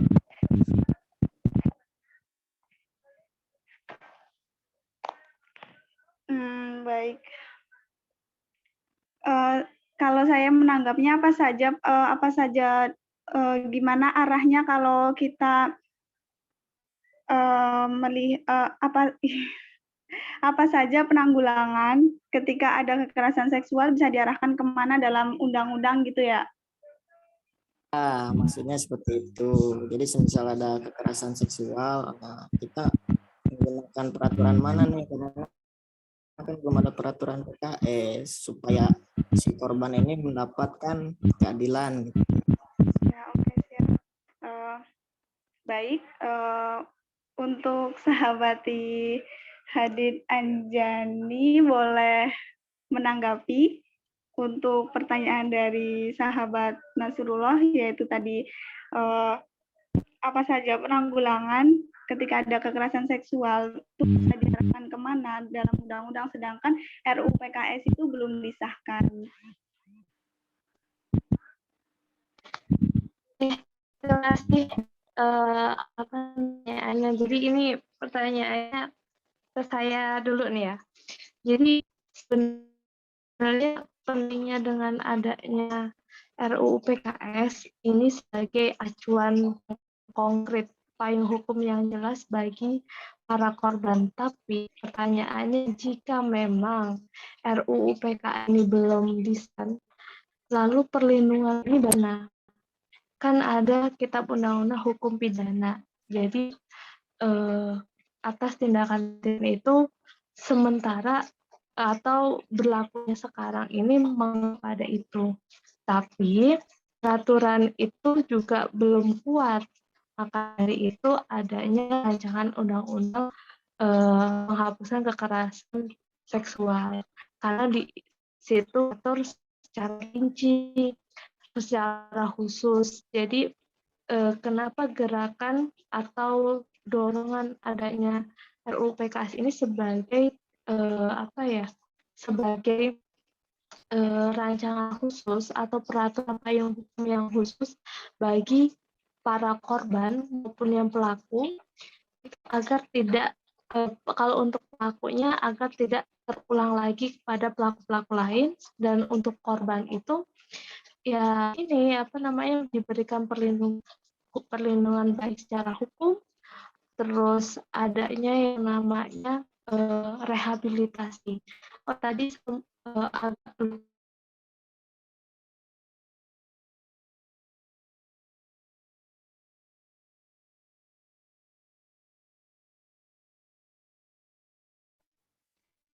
tadi menyampaikan bahwa di RUU TPKS itu hanya mengatur rehabilitasi bagi pelaku. Rehabilitasi itu sangat diperlukan baik itu pelaku maupun korban. Dan mungkin itu aja jawaban saya. Saya kembalikan ke moderator. Baik,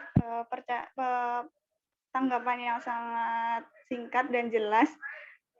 Nah, yaitu menurut yang saya tangkap yaitu bisa dengan hukum pidana, tetapi peraturan tersebut kayak tidak resmi gitu ya, Kak. Terus kita dalam penanggulangan bisa melalui perlindungan. Maaf, bukan tidak resmi, itu resmi. Cuman payung hukumnya itu kurang kuat untuk bagi perlindungan bagi korbannya. Ini itu.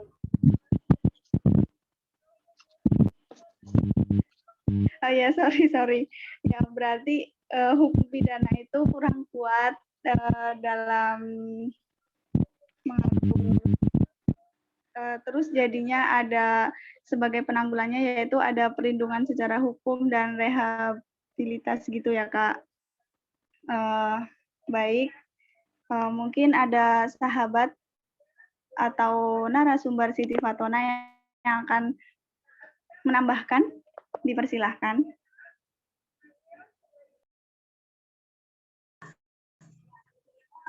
Ya baik, terima kasih moderator dan terima kasih kepada Ketum Prodi Hukum Anas Nasrullah. Nggak banyak bicara, tadi Kak Anjani sudah sedikit memaparkan bahwa dibawa kemana nih undang-undang kalau misalkan ada orang yang mendapatkan kekerasan seksual, kurang lebih seperti itu. Ke undang-undang pidana kekerasan, karena di pidana kekerasan itu sependek pengetahuan saya, yaitu dia melahirkan atau menjabarkan segala bentuk yang ada di pasal ataupun bab yang terkait di RUU PKS sendiri seperti itu. Tapi di RUU PKS itu belum diresmikan, maka bisa lari ke pidana kekerasan. Nah, untuk ketika payung hukum seolah masih tertutup terkait tentang kekerasan, bisa kepada lembaga-lembaga keperempuanan yang terikat ataupun yang bisa menangani si korban untuk bisa rehab untuk bisa direhab gitu, ataupun mendapatkan psikiater secara gratis. Tidak lama LBH Apik itu membuat suatu produk dan karena mendatangi ke psikiater itu berbayar, maka si korban ini akan mendapatkan uang atau material dari salah satu lembaga ini adalah LBH Apik itu, sehingga bisa rehab, bisa ditangani psikisnya untuk sementara waktu ketika hukum itu masih tertutup. Kira-kira seperti itu. Ataupun ada lain sebagainya kayak lembaga keperempuanan KPI, ada pun yang Komnas Perempuan, KPPA, dan lain sebagainya. Kurang lebihnya seperti itu sih, Anas.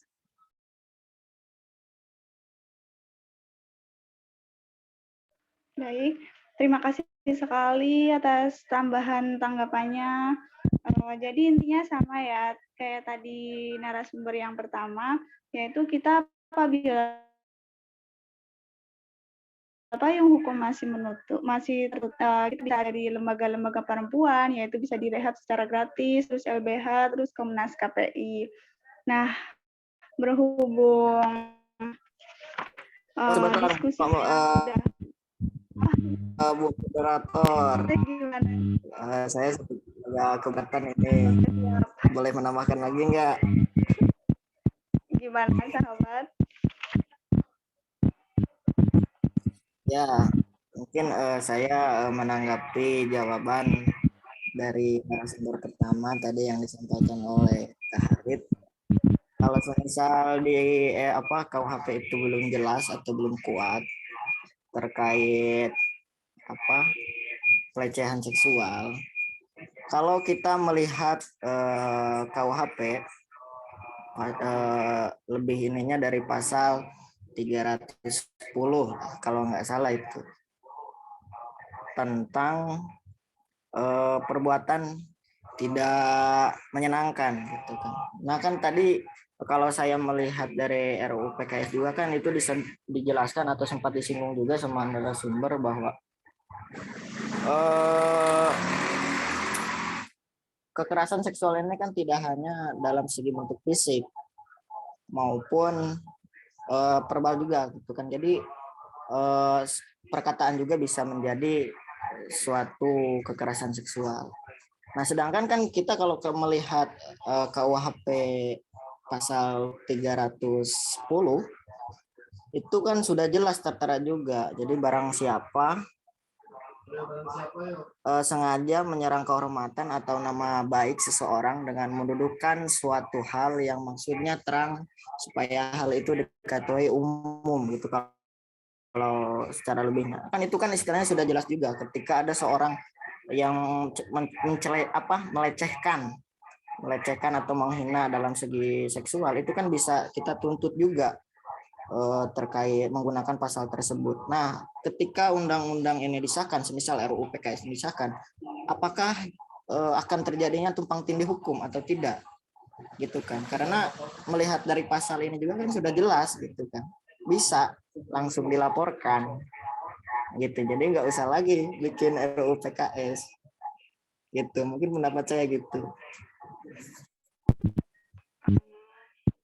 Berarti undang-undang tersebut udah menyeluruh isinya tentang RUU PKS begitu atau gimana sahabat? Iya, menurut saya kan itu kan istilahnya undang-undang universal. Jadi kalau orang hukum itu sering menyebutnya undang-undang sampah, pasal sampah. Gitu. Jadi segala perbuatan yang tidak menyenangkan itu kan bisa kita laporkan. Itu malahan memberikan kebebasan gitu kan bagi seorang korban untuk melapor. Baik, sebenarnya kalau dilanjut pasti ini itu ya banyak sekali mungkin persepsi tanggapan-tanggapan dari pribadi-pribadi tuh banyak banget sebenarnya yang pada tahu gitu. Terus tetapi karena tapi sebelumnya sudah ya tadi tanggapannya bagaimana menurut sahabat Nasrullah?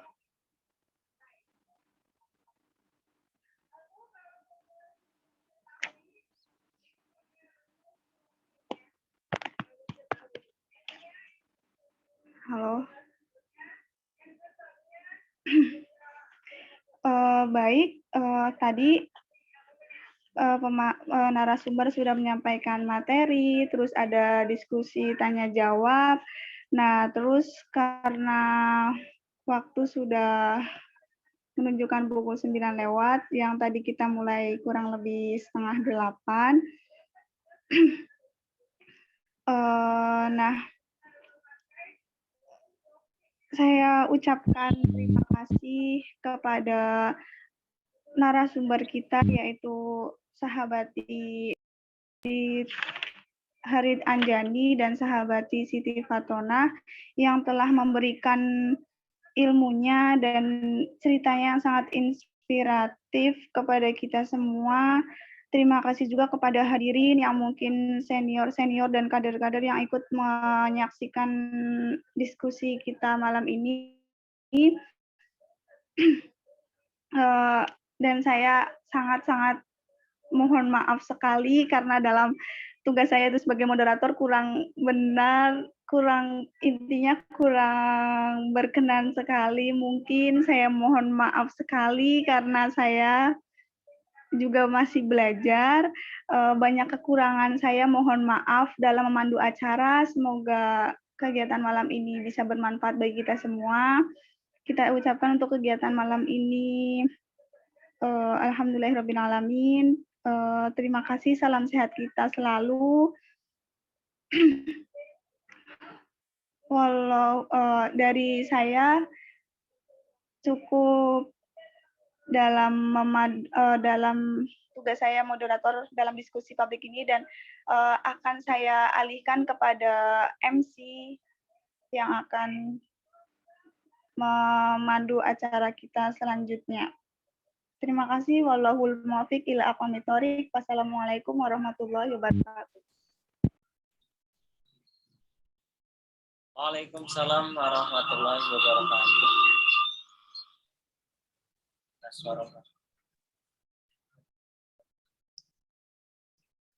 Oke, setelah selesai sesi ketiga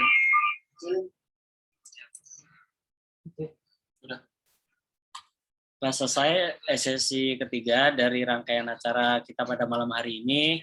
Saya ucapkan terima kasih kepada narasumber pada kesempatan webinar malam hari ini, kepada sahabati Siti Fatona selaku pemateri dari RKS dalam sudut pandang sosial, dan kemudian saya ucapkan juga terima kasih yang sebesar-besarnya kepada sahabati Harit Anjani selaku Ketua PC PMI Jakarta Pusat yang telah berkenan hadir dan memberikan sedikit ilmunya kepada kita.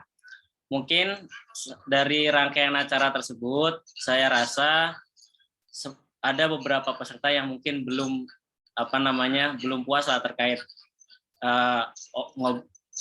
obrolan kita pada malam hari ini terkait RUU PKS. Memang kalau misalnya kita melihat praktek yang ada di lapangan, pengesahan RUU PKS ini dalam perjalanannya hingga hari ini memang sedang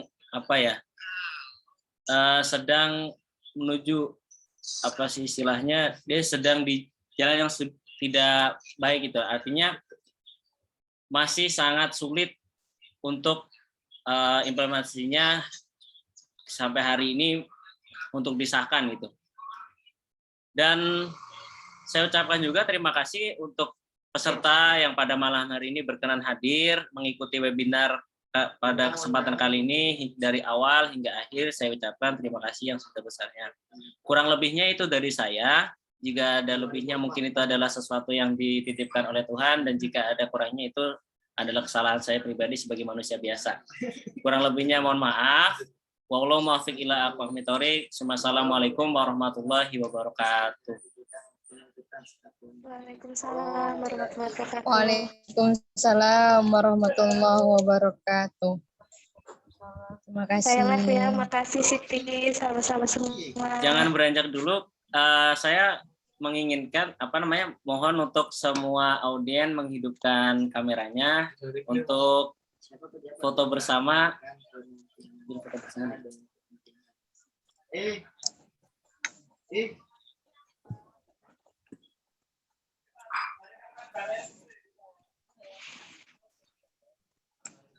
Satu.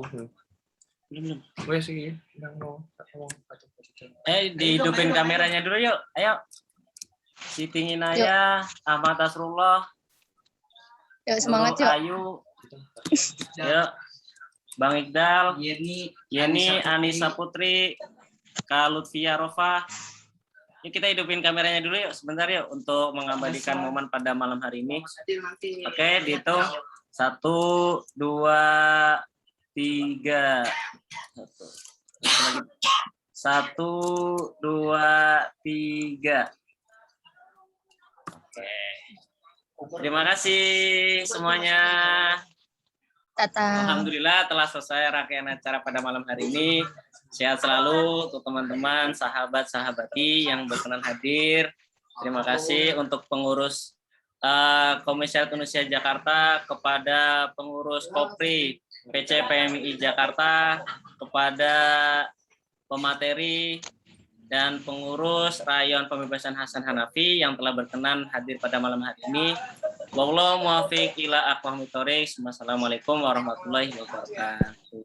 Waalaikumsalam warahmatullahi wabarakatuh. Selamat malam everyone in the universe. Bye-bye. Selamat kita semua.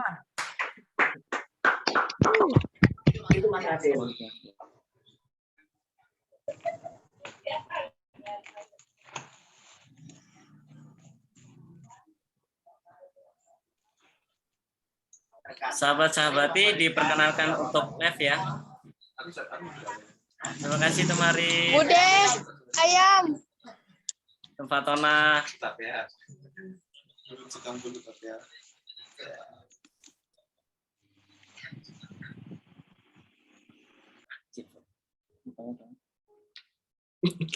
Si Adil. Pengen masuk TV kan? Merah ya. Ini sampai ke Iqdal.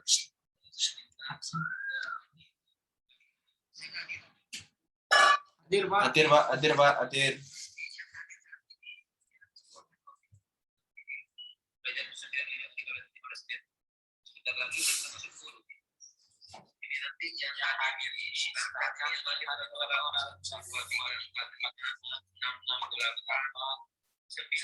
Buat apa ya? Paling yang bikin Ya, Pak, ada 9. Apa kira?